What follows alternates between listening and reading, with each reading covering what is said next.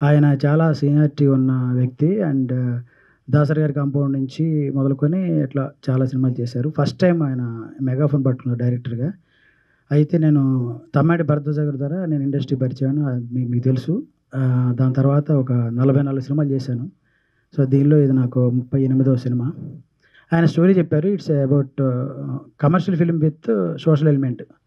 So, 2 ఉన్నాయని అనిపించి నాకు బాగా అనిపించింది. బాగుంది సార్ లైన్ అనిపించింది. తర్వాత ఆల్మోస్ట్ అందరిలానే సాంగ్ సిట్యుయేషన్ ఏంటి? ఎన్ని సాంగ్స్? 4 slots okay. ఒక థీమ్ సాంగ్ 3 డ్యూయెట్స్ అని చెప్పారు. అలానే ట్యూన్స్ పరంగా సార్ టేస్ట్ చాలా అంటే మెలోడియస్ అండ్ కమర్షియల్‌గా అనిపించింది. అంటే నా నుంచి తీసుకునే వాళ్ళని బట్టి కూడా ఉంటది గదా! అందుకని నాకు అలా అనిపించిన విషయం చెప్తున్నాను. ఇక సినిమా గురించి చెప్పాలంటే ధర్మ గారు ఒక రకంగా అట్లాస్‌లాగా మొత్తం భుజాన పెట్టుకొని మోసారని చెప్పొచ్చు. అది చెప్పా గదా! ఇష్టమైన విషయం కష్టంగా అనిపించదు గాబట్టి దాని గురించి నేను వేరే విధంగా ఏం వర్ణించలేను. బట్ డెఫినెట్‌లీ ఒక ఒక పోలికైతే ఉంది. ఆహ్, ఇట్స్ అబౌట్ ప్రెగ్నెన్సీ. ఒక కాన్పు అనమాట. ఓ 9 నెలలు కాన్పు ఎలా ఉంటదో ఇప్పుడు ఆయనకి 9 నెలలు కూడా నిండిపోయే పరిస్థితి ఉంది. అలాంటి పరిస్థితిలో కూడా భగవంతుడి దయ వల్ల మంచి ఆయన టైం సహకరించి చాలామంది ఫ్రెండ్స్ హెల్ప్ చేశారు ఆయనకి. సో, అది వ్యక్తిగతంగా చాలా మంచి వ్యక్తి ఆయన. టెక్నీషియన్ పరంగా ఎంతవరకు how far I can do wonders అనేది ఇప్పుడు ఈ సినిమా రిజల్ట్స్ చెప్తాయి. ఎందుకంటే మనం చిన్న సినిమా, పెద్ద సినిమా అనేదేం లేదు. ఓన్లీ హిట్ ఆర్ ఫట్ రెండే ఉంటాయి. సో, ఇది వర్కౌట్ అవ్వాలని కోరుకుంటున్నాం. ఎందుకంటే మేము పని చేసాం కాబట్టి కోరుకుంటాం. Definitely I need and we wish definitely ఈ ఫిల్మ్ సక్సెస్ అవ్వాలని కోరుకుంటున్నాను. మీ అందరి బ్లెస్సింగ్స్ ఉండాలని కోరుకుంటున్నాను. వర్మ గారు సినిమా చేస్తున్నప్పుడు నాకు కలిసారు. కలిసి ఇలా సినిమా చేస్తున్నానండి అని చెప్తే, ఇప్పుడు గౌరవ అనాలి. ఎందుకంటే డైరెక్టర్ అని ఇప్పుడు ధర్మ అనేవాడిని నేను.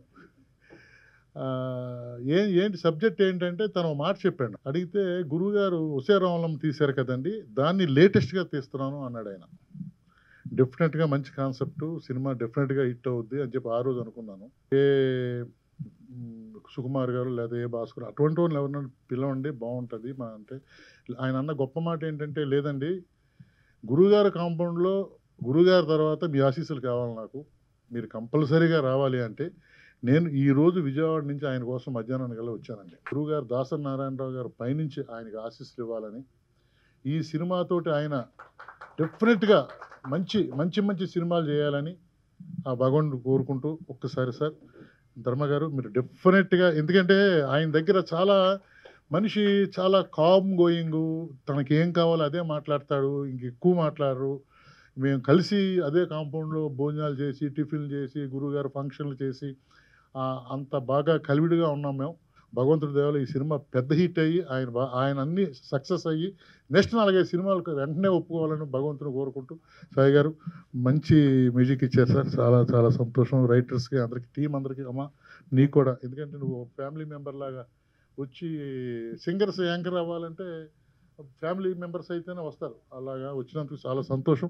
ఈ 25 సంవత్సరాలుగా కెమెరా వెనకే ఉన్నాను నేను. ఈరోజు ఎప్పుడొస్తుందా అని 25 సంవత్సరాలు వెయిట్ చేశాను. ఈరోజు వచ్చింది. ఈ సినిమా ఆదిత్య, కవిత హీరోయిన్లుగా మంచిర్యాలలో షూటింగ్ చేసాము. 3 పాటల్ని గోవాలో తీసామండి. ఈ సినిమా సబ్జెక్ట్ వచ్చి ఏంటంటే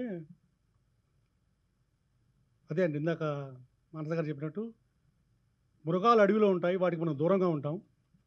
కనపడతాయి కాబట్టి, కలుస్తాయి కాబట్టి. మన ఇంట్లోనో మన రోడ్డు మీద పోయే మృగాలు మనుషుల రూపంలో ఉంటాయి. అవి ఎప్పుడు అటాక్ చేస్తాయో మనకు తెలియదు. అలా అటాక్ చేస్తే తనను తను ఆడపిల్లలు ఎలా కాపాడుకోవాలి అనేది ఒక బేసిక్ లైన్ తీసుకున్నానండి. ఆ లైన్ తీసుకుని ఈ సినిమా చేయడం జరిగిందండి. అంటే సంహరించడం అంటే వేటాడటం అనమాట.